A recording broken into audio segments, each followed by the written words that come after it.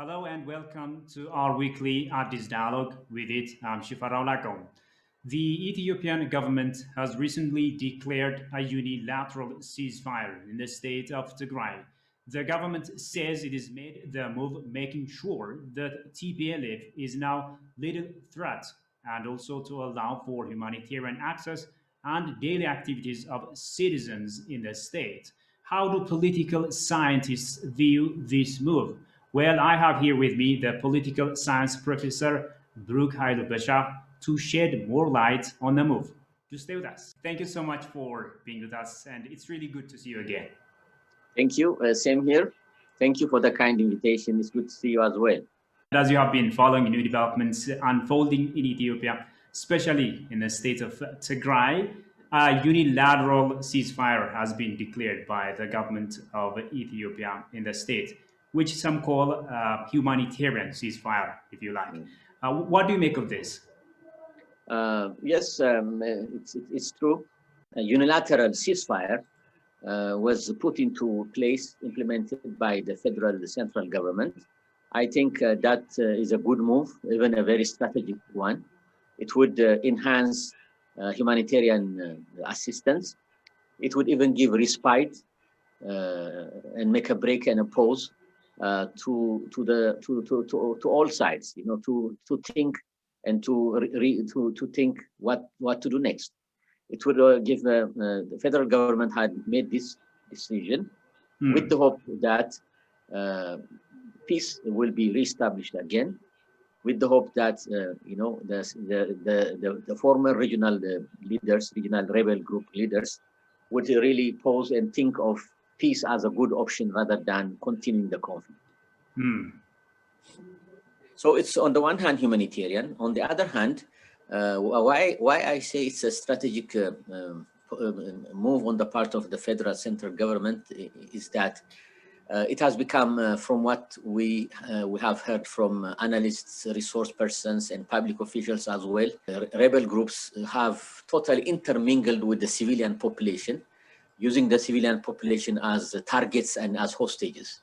That would definitely increase the casualty numbers of the civilian population in Tigray. Given that reality, it was decided, I think, to make a pause, to go out, regroup, and really, to throw light on what's going on in the regional state, because whenever people die, it is the federal government that is blamed.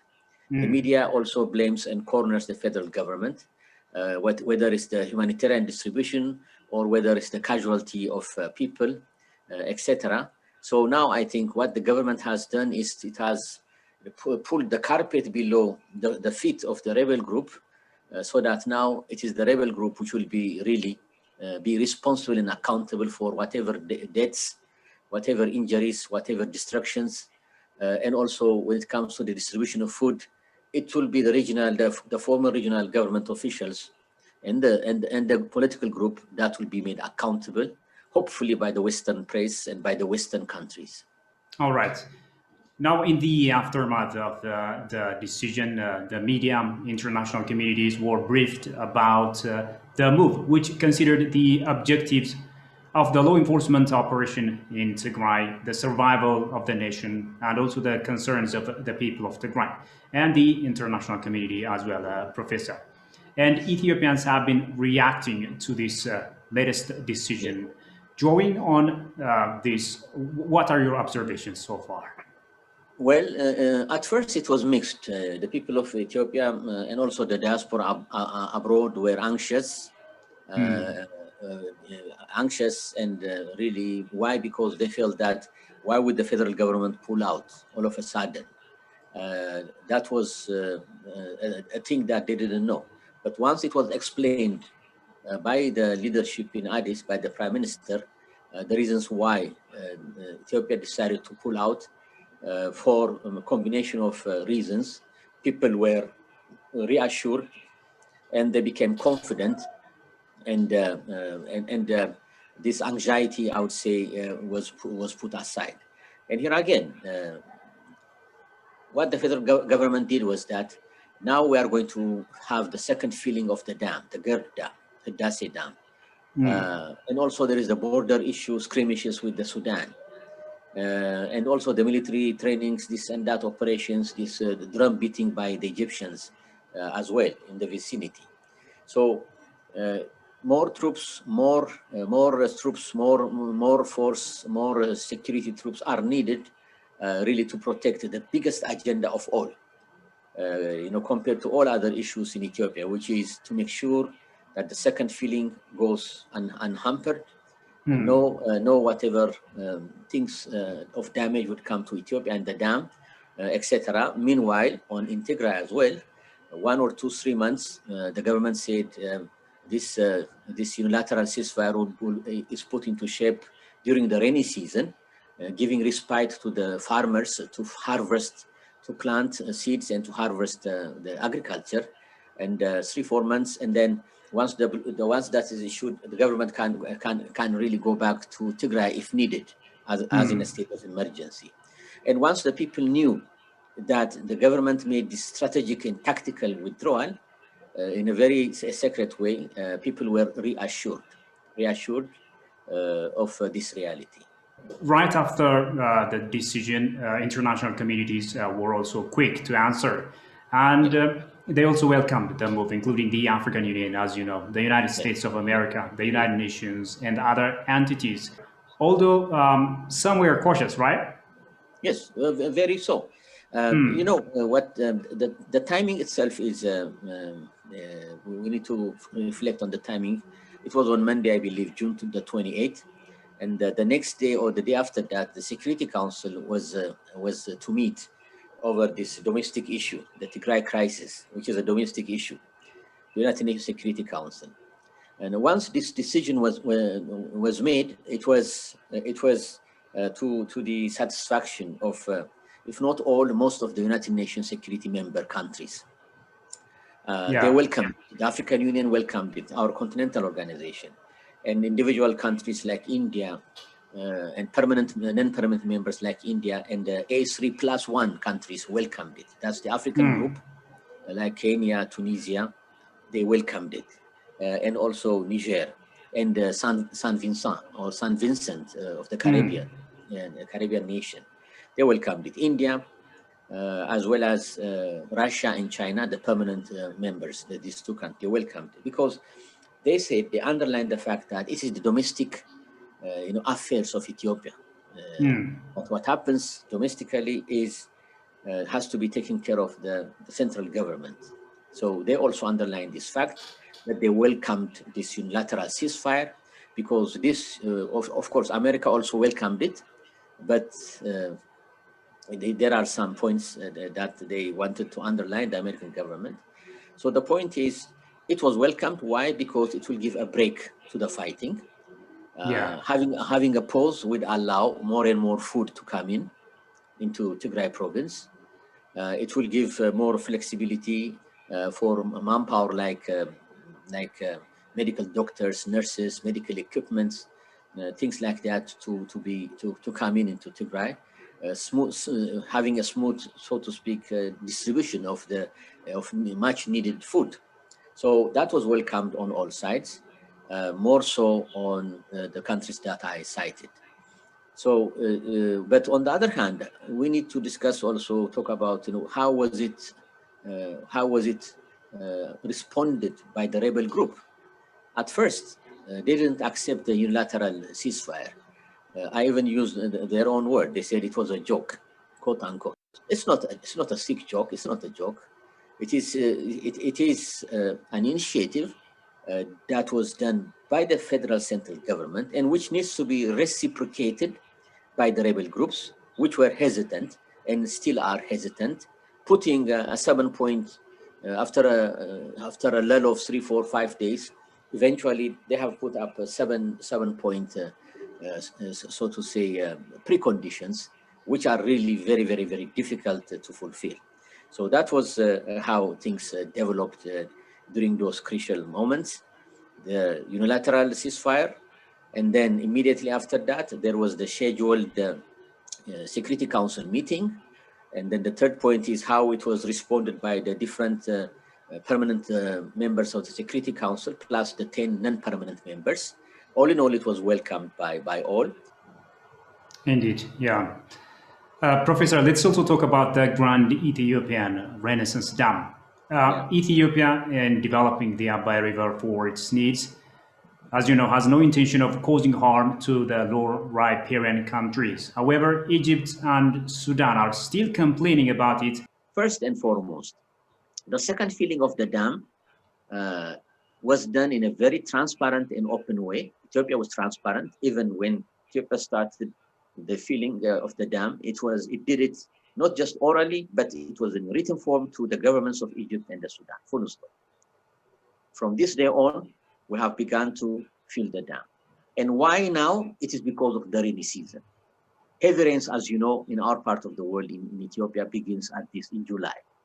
And Ethiopia was hoping, just like a year ago, that due to the good conditions, it is God given, rather it's God sent, really, a good amount of rain, that in a few days' time we might fill up what Ethiopia requires for the second filling, which is 13.5 billion metric cube. This was decided in March 2015, 23 March 2015, by the DOP, we call it for short, an agreement on the declaration of principles between Egypt, Ethiopia, and the Sudan. It was signed by the three leaders. It was agreed upon. It was agreed upon. I can even cite you by Article 5. If you look under Article 5, it talks about the filling. It was agreed upon. So Ethiopia is not breaking the law, the regulation, the agreement, but it is implementing it as per the agreement decided upon. So no retracting, no nothing, no special thing, just doing it. Now, filling of the dam, and by the way, the Egyptians, as you know, and the Sudanese have been absent in numerous meetings lately, as you know, at least 6-7 times by the Egyptians. As far as I know, at least 3 times or something like by the Sudanese. They have begun boycotting the meeting about the Renaissance. Why? Because they say that America should come on board, the European Union should come on board, and the United Nations should come on board. But Ethiopian, and at first they have agreed that the African Union is the right place to discuss such matters. Okay. Now, what they have decided is to bring the matter to the Security Council, trying to impose a pressure on Ethiopia, so that the filling of the dam is stopped. This is really reckless and not good. What are the Egyptians and the Sudanese trying to do? They want Ethiopia to stop the filling of the dam. Ethiopia is fighting against time. It's taking a big risk. With every delay, every year, every month, it loses billions of American dollars. Ethiopians from their own pocket had contributed for the building of the dam, first. Secondly, the Egyptians, it seems, are applying and using, as always, slow tactical moves so that there will be a delay in the construction, as well as now it has become a reality. 82% and maybe a bit more of this mega project has been accomplished. Yeah. And with the second filling, Ethiopia, as per the program, in a few months' time, in September, October, is going to use 2 turbines generating 700 megawatts. So that's what it's going to become to stop all this. Now, in reality, 13.5%, would it really affect, like the Egyptians and Sudanese say, the survival of Egypt and Sudan? Not at all. The amount of water that the Sudanese have in their dams, the amount of water that the Egyptians have in their dams are there for years and years to come. Let's say in Lake Nasser, that's the Aswan High Dam. Its capacity, full capacity, is still in full capacity, by the way, is 162 billion cubic meter. That is enough for so many years. Okay, and first, that's second. First, 13.5 means Ethiopia annually contributes around 75 billion metric water to flows the Blue Nile. 86% of the Blue Nile comes from Ethiopia, 14% from the White Nile. Ethiopia does not use it, 0. Egypt contributes 0% of the water, but gets the lion's share. even more than the Sudanese. So Ethiopia is talking about what? Fairly, justly using this God-given resource. Ethiopia is not saying that we only want to use it, but Ethiopia is saying that let's use it justly. You know, the filling of the dam, by the way, does not stop the flow of water. It's against gravity, the law of nature.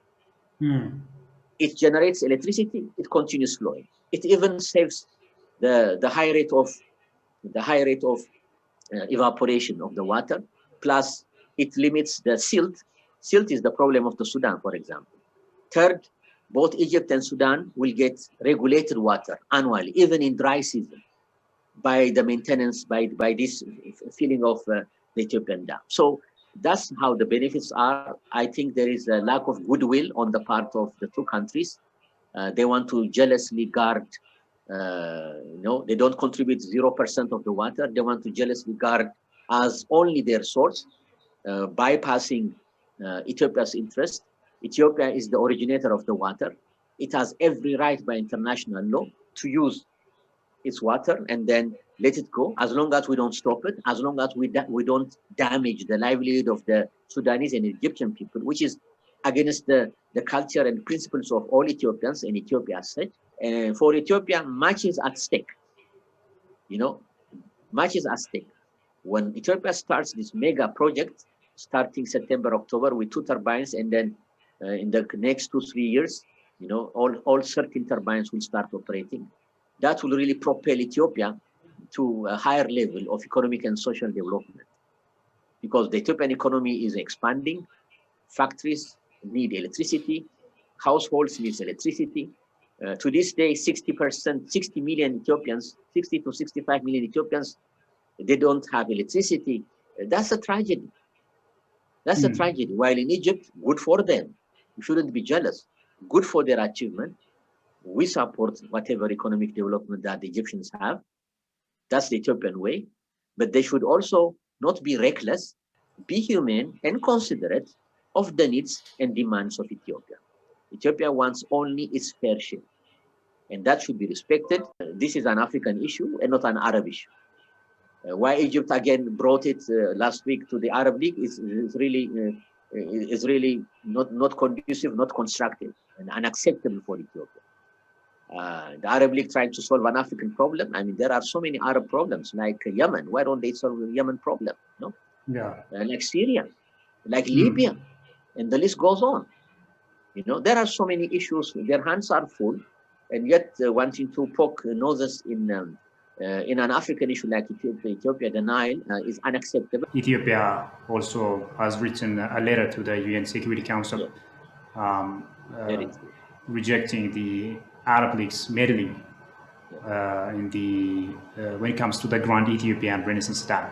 What kind of message can this convey to the United Nations and also to the whole world, if you like? The following, first and foremost, Ethiopia is that kind of a country which jealously protects its independence and unity and territorial integrity. No compromise, whatever country it is. Powerful or no powerful, rich or poor, big or small. The principle of the Ethiopian culture, the Ethiopians are known for their humility, for being just, for their decency, not to push around unless pushed around. Ethiopians want respect. That's the minimum that Ethiopians want. But once countries begin to command Ethiopians, then for a country that is always independent, never colonized by certain countries, that is not lightly taken by Ethiopians. It's not only about any Ethiopian government, I think, will not accept such kinds of push around, because that will compromise Ethiopia's independence. And Ethiopians will see it as neo-colonialism. People will say Ethiopians might be poor, this and that, but they love their independence. They will not like other countries to poke their nose in their affairs, and they don't poke their nose in other countries' affairs. So the message that Ethiopia sends is the good old Ethiopian message, the good old Ethiopian way. Stand your ground. Stand your ground. Be open. Put your message across clearly, to all countries, tell them that we want to coexist with you, we want to live with you, we want to have economic relations, political, military relations with you, but don't push us around. That's the Exactly. message. That's really the message. And the government is steadfast and people are happy about it. And that's the Ethiopian way.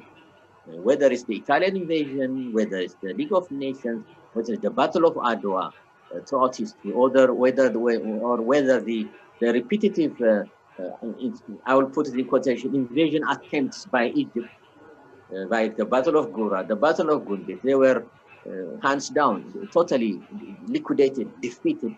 Why? Here again, to control the source of the Blue Nile, Abbai, we call it Abbai, not Blue Nile, you know.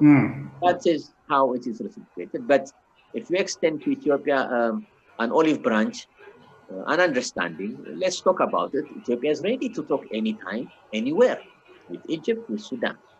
It is the Egyptians and Sudan which have refused to sit across the table with Ethiopia for the last several months. So countries should not sulk. They should be mature and grow up and solve the problem. We have a problem, let's solve it. Yeah. That's the attitude. And the Western countries should do what? Gently, diplomatically push, exert pressure, fairly on all three equally, not taking sides, by the way. If that is done, I think the good old Ethiopian way is they will welcome it with an open heart, with a good gesture and a good attitude. I think these problems could be solved. Shouldn't be delayed. And the Egyptians Yes. should be reassured that really it's not only the Ethiopian government. No Ethiopian will want to harm the Egyptians. That's not the Ethiopian way. Of course. So I Yes. do hope that the people of Egypt and the Sudan and the governments of Egypt and the Sudan will understand, really understand that the goal of Ethiopia is really to use its God-given resource and to come out of this poverty and at least, change the people's lives and propel Ethiopia to a higher level of economic wealth and progress. That's the message that our strong statement sends, I believe, to all countries across the world, wherever they might be. Professor, this being as it is, we're hearing that Sudan is being hit by floods, Yeah. and the only remedy of which obviously is the Grand Ethiopian Renaissance Dam. And the irony is that Sudan is obviously against it. What do you make of that? Well, that's politics. It's sad. I'm glad you raised this point. It's sad. You see, the biggest problem of the Sudanese people, even Khartoum, Omdurman, and all the places in Sudan, is flooding. It wastes the whole cities, whole livelihoods. Hundreds and thousands of people just perish in 2-3 days time. Their houses and the like, and hundreds or whatever die, but it's not in the thousands. So here is the deal. Here is the situation. Whenever there is heavy rain in the highlands of Ethiopia, that's the consequence. That's the result. If there was if the mega dam, Renaissance Dam, was 100% put in effect, that will regulate the water. 12 months, 12 months, every 12 months, there will be no extreme of over water or reduction of the water. That will be regulated. There will be literally minimum of dry season. When it doesn't rain, let's say the other side. Now it's lots of rain. If it doesn't rain, every day electricity generated and water flows in, it's going to be constant, and the silt will be retained. The problem of Sudan is the heavy rain would have two consequences. It will overflood and destroy property and life. Secondly, the silt is the major culprit. The silt itself, people are really wasted. They are swallowed up by the silt. The silt will be stopped by the GERD. So it is really sad. It's not funny because people's lives are being destroyed, and maybe I don't know how many people died so far. It's not a laughing matter, but seriously, it's godsend. Seriously, that's the evidence. It's the Sudanese. That's what they should grasp. And I think the engineers, the hydrologists and the engineers know it, but the politicians refuse to know it, I think. There are two groups of people, as you know. I remember there are the Sudanese team are so eloquent. The hydrologists, those negotiators with the Ethiopian team, as far as I know, from what I hear between the lines and from a couple of people that I might know. It's the problem is with the political leaders. You see, in Egypt, it's a military government now. They want to show off, as a nationalistic thing, that the military government is defending the interest of the Sudan, whatever the cost might be. The engineers are convinced.